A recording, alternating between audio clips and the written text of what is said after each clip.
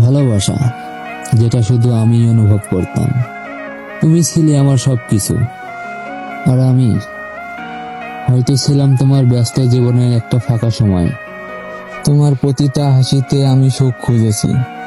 তুমি যে কারোর সাথে হেসে ফেলতে, আর আমি ভেবেছি আমার জন্য।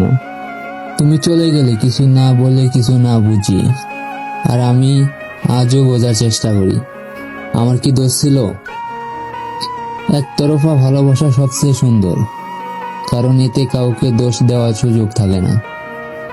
সবটুকু কষ্ট, সবটুকু চোখের জল নিজের ভেতরেই থাকে। তুমি কখনো জানতেও পারবে না তুমি কি ছিলে আমার জন্য, আর আমি চিরকাল তোমার গল্পের একজন অতিরিক্ত চরিত্র হিসেবেই থাকবো।